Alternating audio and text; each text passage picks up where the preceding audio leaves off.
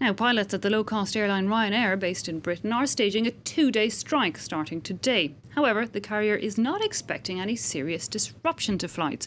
Ryanair failed to secure a court order in London to stop the strike, but won a similar case over planned action by pilots in Ireland. Our business editor Stephen Carroll is here to tell us the latest. Stephen, busiest time of year really for Ryanair. We're still in the summer holiday period and it's facing walkouts on several fronts.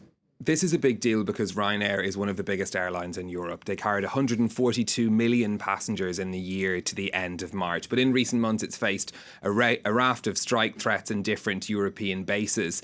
In the UK, pilots represented by the BALPA union are striking. That's around 30% of the pilots in the UK. That's a 2-day strike action beginning today. The airline says it's expecting to operate a full schedule, but could see some small delays or changes to flights. At the same time, the company won its court action in Ireland to stop a strike by pilots there. That's preventing, of course, more disruption that could have happened there. In Portugal, meanwhile, they're in the middle of a 5-day strike by cabin crew. That's something that as yet hasn't caused disruption to flights.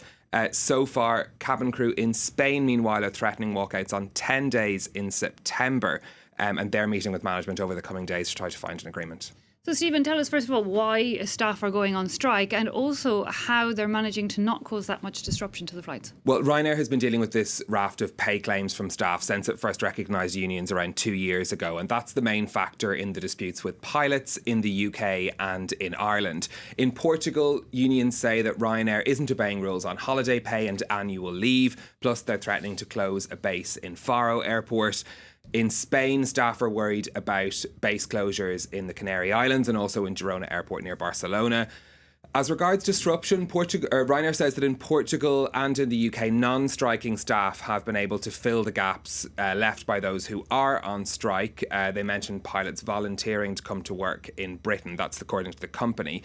It's not clear, of course, how long that situation could last, though, if these strike actions were to last much longer. Already, unions representing cabin crew in Belgium and in Spain have told members working at Ryanair not to answer requests from the company to fill those gaps left by the strike action in Portugal. And of course, this is just the latest really in a series of problems for Ryanair. So aside from all the industrial strife, generally speaking, airlines operating in this short-haul European sector are under pressure. Michael O'Leary, the CEO of Ryanair, actually warned that there could be more airline failures this winter as a result of the pressure in the industry. Ryanair itself saw pre-tax profits fall by almost a quarter in the 3 months to the end of June. That's their most recent results. At the same time, the revenues and passenger numbers did rise. Brexit, a big concern for the Irish airline. The UK is their biggest market and no deal exit could cause disruption for the airline there. And Ryanair's also been affected by problems with the Boeing 737 MAX jet. It had ordered 58 of them. Of course, none of those planes have been delivered because they're still grounded. Ryanair has said that if they don't get those planes, 900 jobs could be at risk. They say if they're not delivered by May of next year in time for next year's summer season, there could be bigger problems to come.